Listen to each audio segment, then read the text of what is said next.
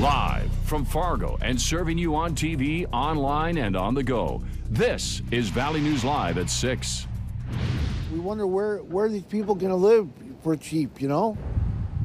Some have concerns about affordable housing in the area, especially with the changing face of downtown Fargo.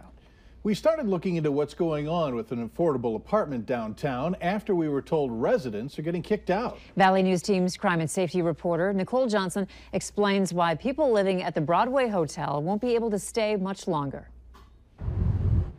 Downtown Fargo, right above Subway, behind these windows, is the Broadway Hotel, one of the last of its kind. For a century, rooms have been available to rent for a low cost to those who can't afford much. We're over here weekly making repairs, trying to just maintain what is here. Recently, the Kilbourne Group has taken over the building and says it's not safe for renters. It's definitely a hazard for people living here. From no fire suppression system to outdated wiring and this fire escape, the building needs to be remodeled. We have the original sewer, electrical, and plumbing system in the building from 93 years ago, which we know needs updates and new infrastructure. However, those improvements mean the low-income renters will have to leave when it starts sometime this year. We're working with our property manager, trying to find locations for them to move into right now. If they'll certainly be welcome back after we make the improvements later. Okay, so the price range is going to be somewhat the same, I believe? No, the price range will be about $600 when we, $600 or higher after we make all the improvements. Affordable housing in the United States is a crisis. It's just ridiculous. Peter Savlin lives in Section 8 housing and says the area needs more affordable options. They might have had a car accident, they might have a house fire, then they're out of money, and they need something for $200 or $300 a month, you know? We're certainly aware of that, and we're working with organizations that are really good at affordable housing. While the Kilbourne Group doesn't have plans to create affordable housing, they say there are options for those who need it. Some have already found it elsewhere since the Broadway Hotel won't be as affordable anymore. In Fargo, Nicole Johnson, Valley News Live. The Kilbourne Group is working with the Housing Authority and says they're a good resource for anyone who needs help finding a place to live. We're learning new information tonight about charges in a deadly fight last month. The man who allegedly knocked two men unconscious after a brawl spilled out of a downtown bar is now facing a manslaughter charge. 43-year-old Darren Patterson was initially arrested for aggravated assault and simple assault, but one of the charges has now been upgraded following the death of one of the men involved. The fight took place outside the Hodo on the night of May 27th. One of the men involved, Jamie Grant, died from his injuries. Patterson is due back in court next week, but prosecutors say they may be changing that date due to the amount of evidence still to be processed. At this time, Patterson remains out on bond. The Fargo Police Department and the Cass County Drug Task Force found the makings of a mobile meth lab early this morning. Police received a report of a man who was passed out behind the wheel of a vehicle in the 1800 block of South University Drive. They seized 1.8 grams of meth and drug paraphernalia, along with chemicals and equipment needed to manufacture meth.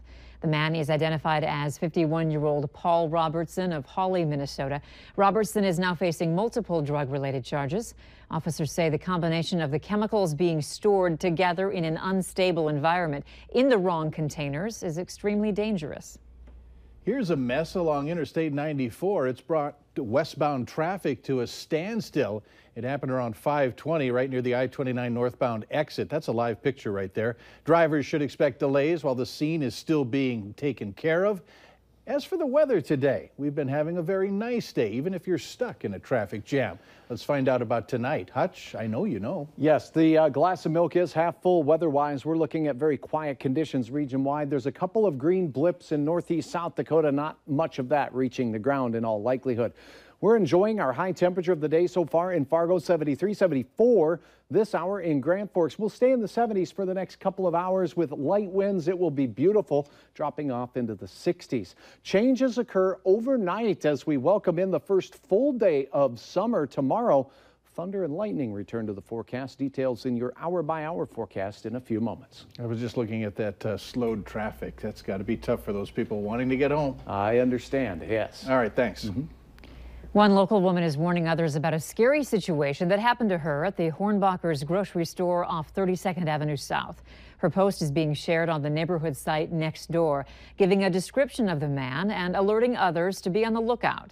Coming up tonight on Valley News Live at 9 on Fargo CW and 10 at 10, Valley News Team's Cornelius Hawker gets the latest on the incident and checks with officials to see what they're doing about it. 14 years after he was sentenced to death in the killing and rape of Drew Shadeen, Alfonso Rodriguez Jr. is still battling in court. Rodriguez is again appealing his conviction and death sentence for kidnapping Shadeen in the Columbia Mall parking lot and brutally murdering her. Rodriguez Jr. is the only man in North Dakota to be sentenced to death row. His attorneys say the medical examiner in the case did not properly test to see if Shadeen was raped and if the neck wounds were from a knife or animals when she was left in a field. The appeal could last up to 7 days.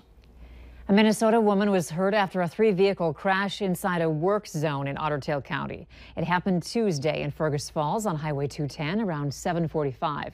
According to the Minnesota State Patrol, a car driven by 43-year-old Francesca Vogel of Underwood failed to slow down for traffic in a work zone and rear-ended a car driven by 64-year-old Randall Highland of Fergus Falls. The impact caused Highland's car to run into a third vehicle driven by Angie Abram of Battle Lake. Vogel was taken to a medical facility in Fergus Falls. Highland and Abram were not injured. Retail stores are suffering in a major way across the country as online shopping expands. Shopping malls are emptying out, but some are hopeful this is only a transition and not the end of modern malls. Valley News Team's Ryan Laughlin has what the future of retail looks like. I would say online's hurting everybody. That's just nationwide. Louis Christopher has been managing the Grand Cities Mall since Hope Church bought the property back in the spring of 2015. He's been here for about 6 months now. He's seen businesses come and go, but here it's not just the big box stores that turn over. All I want to do is find a place, and I asked them recently if I could rent a spot in there for a couple of months just to get rid of that stuff, and they said no. Dave Kraszewski ran Precious Metals Exchange, a shop in the Grand Cities Mall, for years. But when the church took over, they raised rent on him and he was outed. He's been trying to get a smaller, more affordable shop space there. His apartment still filled with unsold merchandise. He said there was nothing available, you know. Well, the place I had is still available. His old shop has sat empty for around a year and a half. But that's not the only vacancy. I'm here at Jack's Shoes, a staple in the Grand Cities Mall. And for a moment, let's pretend that these 20 shoes represent all of the spaces in the mall. And today, right now, there's about that much empty space left in the mall. It's about 84%. That's the lowest it's been since the church took over ownership here. Now, despite that comparatively low number, mall managers say they're not worried about the future of retail. We seem to be about average for percentage of space rented. As for Kraszewski's vacant corner shop, we had to be respectful to everybody and make sure that rates were comparable for everybody. Some would say yes, it's good just to have someone in there to keep it full. Some would say no. Christopher hoping an appetite for shopping local can compete with a growing online giant. From Grand Forks, Ryan Laughlin, Valley News Live. Some of the big box stores that have folded up shop in our area include the Macy's in Grand Forks and Sears in Fargo. Residents in Grand Forks have less than 1 hour to cast their vote to determine the future of a downtown park area. Arbor Park is a small pocket park in the heart of downtown. A developer wants to build a $7 million apartment complex there.